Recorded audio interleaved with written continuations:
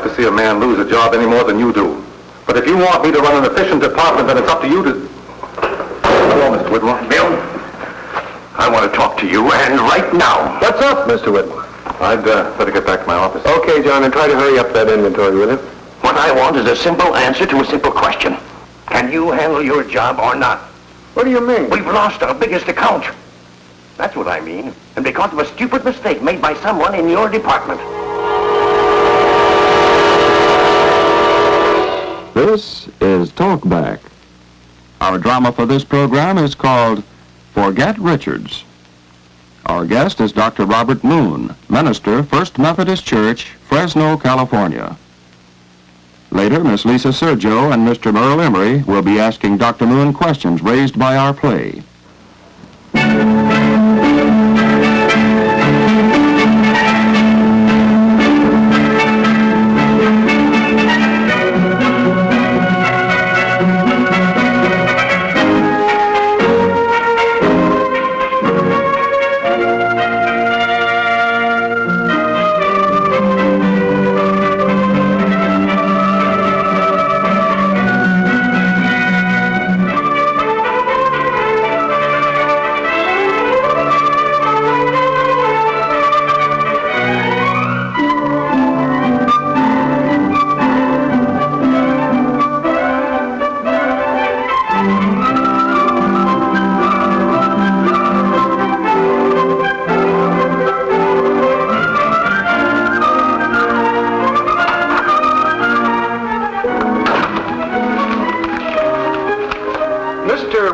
On my neck about the inventory, John.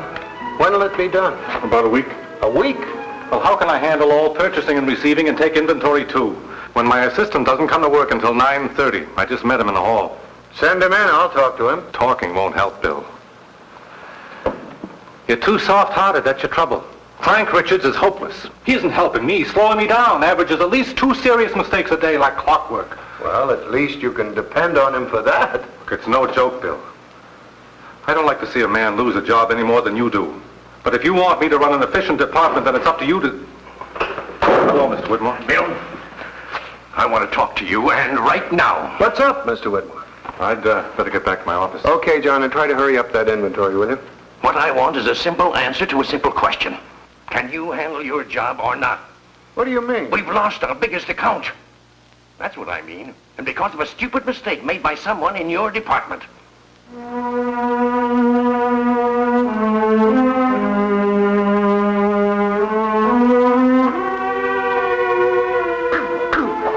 I still think it should have been a knockout. You know, if he had got him that time, he had him against the rope and then boom! Boom! He had just hit him. Wait. We'll argue about it later, okay?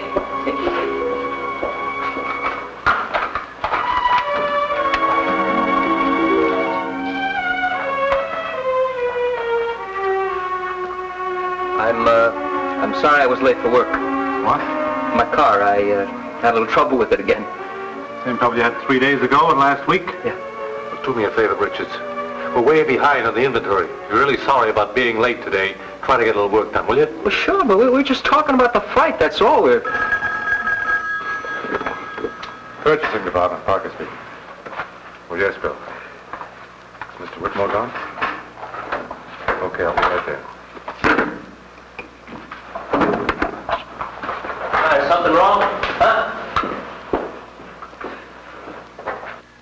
There's plenty wrong, John. And it adds up to this. You're going to get Frank Richards off your neck at last. Oh, that'll be a relief. It's the Hunt Cosmetics account. We were supposed to make a line of displays for them for Christmas. Well, they just canceled their order because we don't have enough materials on hand to make their displays on time. I don't blame them either.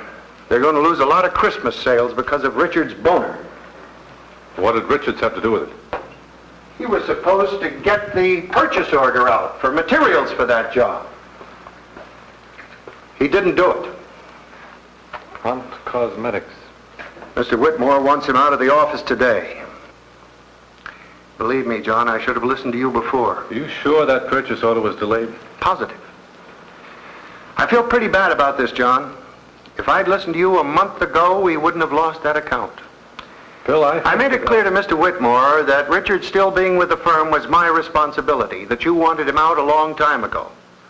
I didn't want you to take the rap. Well, thanks, Bill, but I think you made a mistake about that purchase order. Because Richards gave it to me. About 2 or 3 weeks ago. I brought it in here myself. Oh, come on. You don't have to cover for Richards now. I'm not covering for him. I know. I brought that purchase order in here. Don't you think I'd remember? I checked it, and then I brought it in here. I put it on your desk, and... I remember. Somebody came in and interrupted us, and you said you'd take care of it later. Don't you remember, Bill? But if you gave it to me, what could have happened to it? I can't believe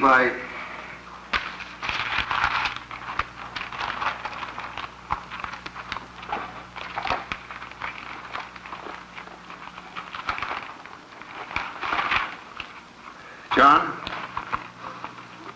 I didn't know it was there. I swear I didn't. Well, at least you can explain it to Mr. Whitmore now. Can I? Of course. Just tell him it wasn't Frank Richards' mistake. And... You want me to lose my job? No. That's what could happen, John. Mr. Whitmore almost blew his top when he found out I'd kept you from firing Richards. Now, if he finds out I delayed this order, Johnny might toss me right out on my neck. I didn't know it was here. I swear I didn't. Well, I believe you, Bill. I've never made a mistake like this in all the years I've worked here. John, what do you want me to do? Go to Mr. Whitmore and tell him I was responsible for losing the biggest account we ever had?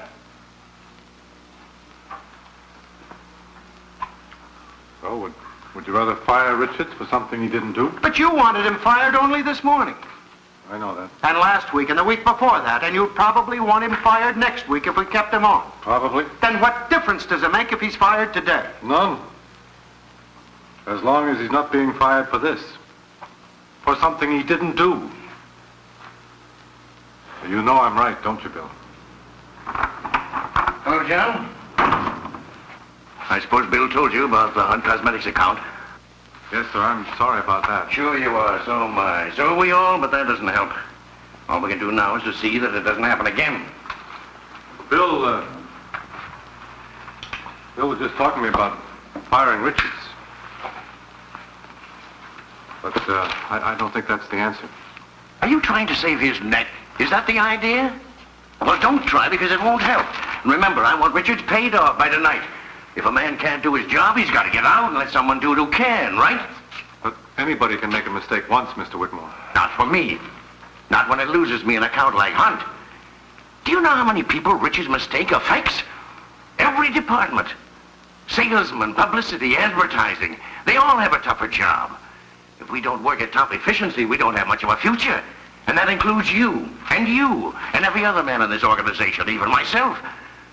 Accounts like Hunt Cosmetics don't grow on trees anymore.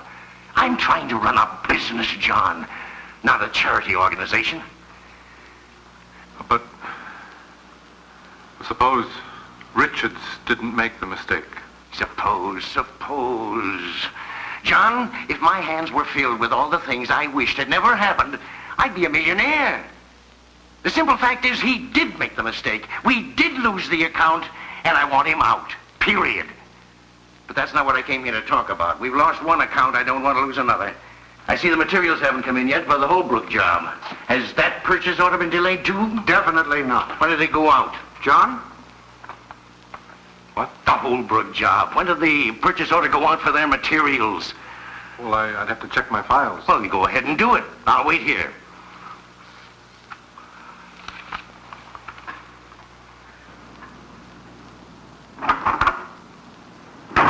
I thought you said he wanted Richards fired. He did. Well, then what's the matter with him? Why is he defending Richards now? I don't know.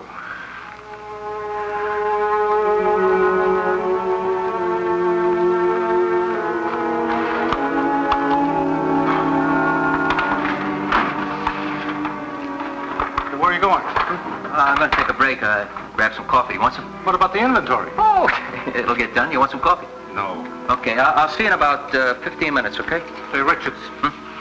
Did you hear the firm lost a big account today? Yeah, Hunt Cosmetics. I heard about it, the grapevine. Well, that's the way things go, huh? Doesn't bother you at all. Why should it bother me? All I have to do is sit here and make marks on a piece of paper. That's what I'm getting paid for.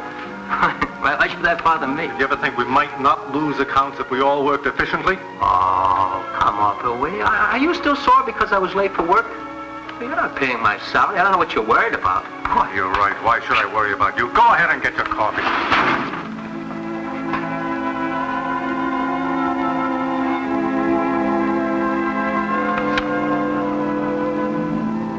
I don't know. I don't know.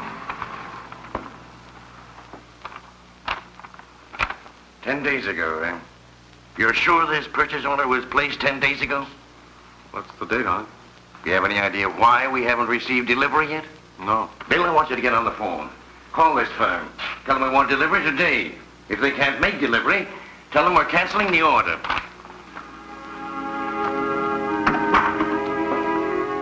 What Hunt Cosmetics did to us, we can do to somebody else. That's right. The minute I pick up this phone and call that firm, I'm putting pressure on somebody else. That's the way business operates. If you start worrying about every guy that gets caught up in it, you're dead. Like me. Worrying about Frank Richards, huh? John, forget about Richards. I'm sorry, Bill. But I still can't swallow his being fired for something he didn't do. I can't let you do this. Forget Richards. Just look out for yourself and hope you're smart enough to do that. Do you honestly believe he's worth sticking your neck out for? It's a matter of principle. Principle? You think I don't have principle? Well, I do. I know that. But look what you're doing to yourself. I worked hard for this job, and I can't risk losing it. Let me lay it on the line, John. There was no date on that purchase order. Nothing that'll prove Richards turned it into me or you turned it into me. If necessary, it'll be your word against mine. John, believe me, I'd tell Whitmore the truth if I thought it made sense.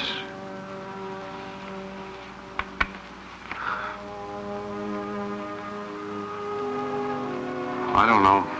This is business, John. We have to take care of ourselves. There must be some better way. Okay. You tell me. What is it?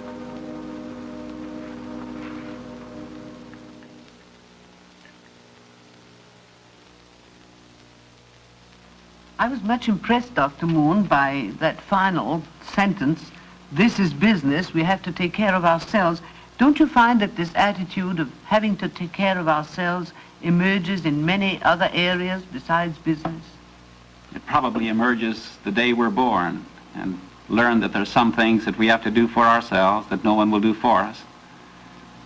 Isn't it true, though, that in our day this has been exaggerated somewhat? The pressure upon us to be successful, the impression that we have that so much depends upon the energy, the resources of the individual.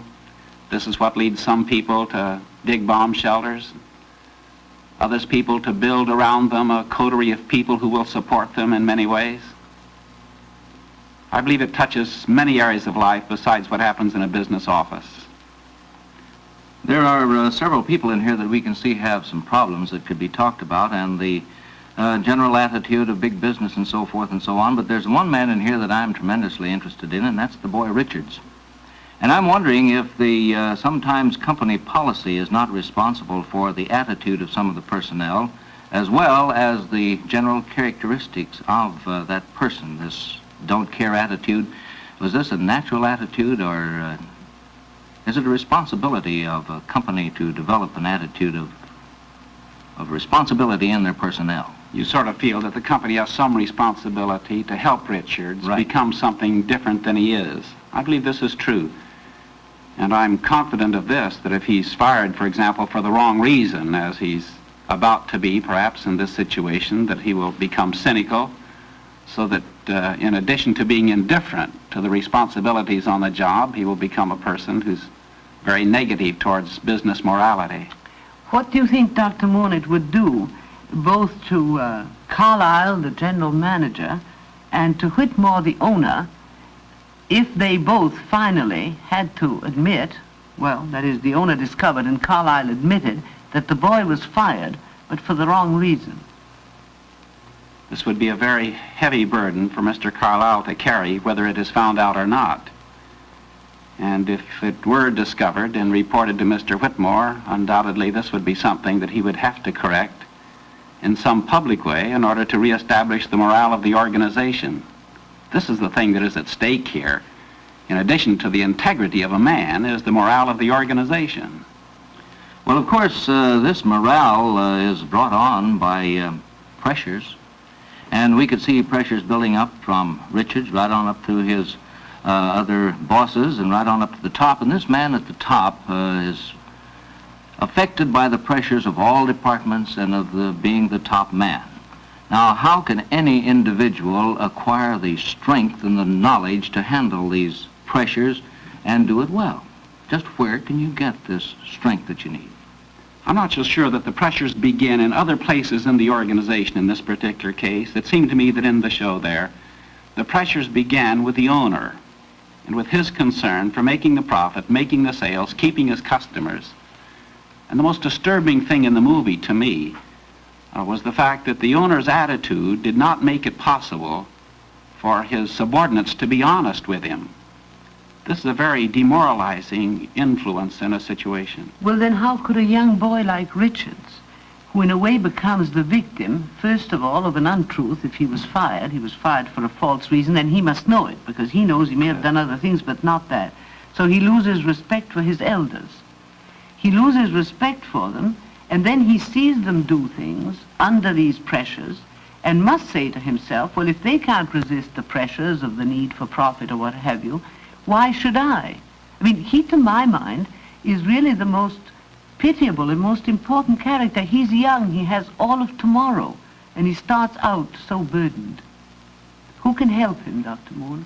I do not agree that he is the most burdened there. I believe that the most burdened person is his immediate superior, Mr. Parker, because he is the only one who has been sensitive to the moral implications of the situation. Richards is unaware of these and may never become aware of them. They may not give him the reason why he is fired. Can you ever live properly without being aware of these principles? I would like to discuss with you the meaning of the word burden. I would think that Parker is not burdened in the sense of something that hangs over you by knowing where right is. His conscience is more alive. His conscience is alive, but doesn't the fact that a conscience is alive, isn't this what a burden is? This is what makes him aware of responsibilities that are greater than those felt by persons who are not sensitive to the moral issue. Isn't a person a better person who is sensitive to the moral issue, no matter how painful this may be? There's no question about this. This is why the great person in this scene that we've just viewed is Parker. How many This Parkers? is the man who has stature. How many Parkers do you meet in your church? You come up against this problem often? I believe that there are many who are sensitive to this, and we have examples again and again. Here was a man I met the other day, for example, who was told to pass some pistons that his company was making. He was the chief inspector, and he was told by his boss to pass them as perfect when they were not. It was a government contract, and he refused to do it and resigned his job under the pressure of this circumstance. Which I believe was a responsible thing for him to do. Excuse me, but can we tell whether this Parker is a great man or not until we find out how he handled the situation? There are several things that he can do. Yes, there are several things that he can do. I believe that Parker, for example, one of the most obvious things is that he could tell on Carlyle, his boss. He could report to Mr. Whitmore where the responsibility actually lay. Another alternative is he could quit his job, say, I don't want to work here any longer. Neither of these seems to me to be the most responsible procedure for him. It would seem to me that it would be better for him to choose a third alternative, and that is that he should say to Mr. Carlyle, you and I have some moral decisions to make. The decision that I have to make is whether or not I want to continue to work in an organization like this. I think that perhaps you and I both ought to think about the decisions that face us and probably come back and talk about them an hour from now or tomorrow. Do you think Parker had a right to talk to this man to such an extent that he should say, you know this is wrong, go out and get some help someplace else? It was very evident that Parker could not talk to this man, could not convince him that what he was doing was wrong. But because it was the fear of the job. You never heard Carlyle, the general manager, raise the moral issue. He kept saying, yes, but you see, my job. I mean, here was, and he's the one who makes the famous statement, we have to take care of ourselves. Now, don't you think that if he saw a man like Parker, as Dr. Moon suggests, who also has to take care of his job, come to him and say, look, both of our jobs are involved because you cannot work where there is no principle. Whitmore must be a decent enough person who would probably respect the fact that he could from now on trust both those men if they made a clean sweep and said, look, Richards is no good for other reasons. But this he didn't do. But here again, you're trying to make a decision on your confidence that Mr. Whitmore would decide in favor of the man, even though he said he would not. He has said in this scene that we've just viewed that no man can make a mistake and continue to work for me. Mr. Moon, I don't believe that there is any man, really. If you take him when there are few enough people, you can't expect a man to do this in public. But in the presence of these two intimate fellow workers, if he were placed up against a decision, we are telling you the truth, and for the sake of the truth, you'll save our jobs, I think he would choose that. I believe this is true, but I think that Parker and Carlyle must make their decisions independent of whether or not he would sustain them. They have to do the right thing, even if it does cost the job. Oh, yes, the mere fact of talking to him would be taking that chance, that's right. Obviously. But Carlyle has we have no moral right to make a moral decision on the basis of my job is at stake. Do you want me to lose my job? This is not the way to make a moral decision. The moral decision is we do the right thing and take the consequences. At the same time, you and I have confidence that a fair-minded person is going to respond creatively to this, that the boss will respond in an affirmative fashion. But whether he does or not, the decision ought to be made on the basis of what is right. Well, Dr. Moon, don't you find that we use this idea, which you have stated implicitly, but the difference between right and wrong, this is what you're talking about. Yes. We often hear decisions in court based on the fact, well, of course, he doesn't know the difference between right and wrong, so you send him to an institution. This is a very easy way out of life. I don't know between right and wrong, so I'll go to an institution, and you are relieved of responsibility. Don't you believe that a weakness in our own society today in America, with crime rising as it is because we don't give people the moral tools with which they will develop the knowledge between right and wrong? Undoubtedly, this is true, and we see so very little examples before us of people who are making moral decisions. Even though they're made every day, we sometimes keep them quiet, and we don't do them in an ostentatious fashion. But what are the moral tools we need? It's an awareness of what right is. It's an awareness of a responsibility that we are making a witness for someone else, that someone else may be moved by what we do and by what we say. That each one of us has a responsibility to be a person of integrity, that we ought to be what we appear to be. We ought to appear to be good and ought to be as good as we appear to be. But don't you think that the fact that God sees everything for those who believe in him is the greatest tool we have with which to help ourselves? God knows that we told a lie if we told it. If people were made aware of this inescapable fact, and is the church making people aware of this inescapable fact? This is one of the things that the church teaches, of course, that there's no hiding place down here, that God sees all and hears all and knows not only what we say, but also what we feel and what we think. This is something the church must be teaching constantly.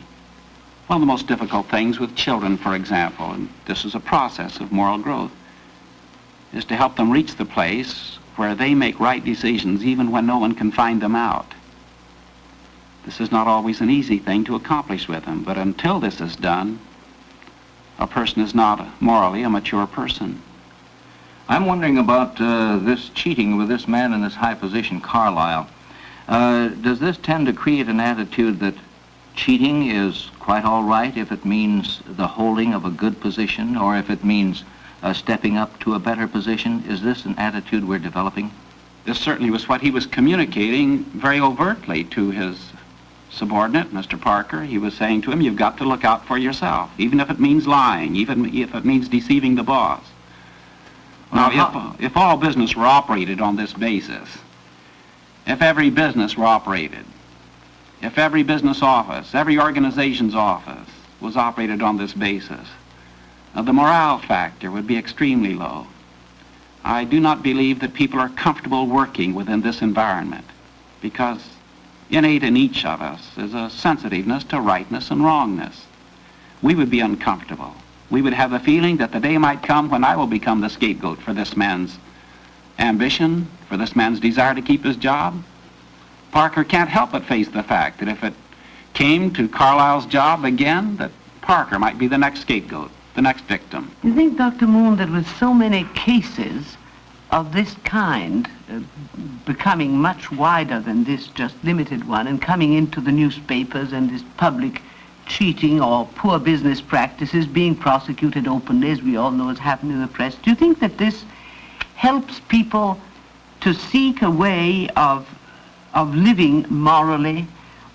Or would it not be more helpful if also there could be publicity for those people who have resisted the temptation to cheat?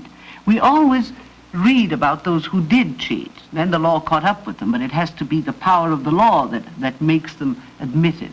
Is there no way in which one can publicize the people who have the struggle in themselves and win? It seems to be very difficult to get things like this published in the newspapers or reported in a news broadcast on radio, Merle. Or talked about from the pulpit by you. Or talked about by the pulpit. Well, this is the thing that a minister ought to be doing, isn't it? And everyone who's a teacher, parents and other teachers, ought to be taking the positive approach again and again and fingering the people in our society who are making wholesome decisions, right decisions. Whether publicity is given to them by the press or radio or not, we can give publicity to them wherever we are. I believe that children, for example, learn greatly from the examples of others that they see before them. There's young people have an intense desire to honor heroes. Perhaps this is in all of us. We all read biography and enjoy it greatly, partly because we like to see a great person making a moral decision. Because in schools and colleges. This discussion isn't finished until you have thought through to your satisfaction the questions and issues which Talkback is raising. Talkback is a public service program presented by this station and the churches of your community. It was produced in cooperation with the National Council of Churches as a contribution of the Methodist Television Ministry.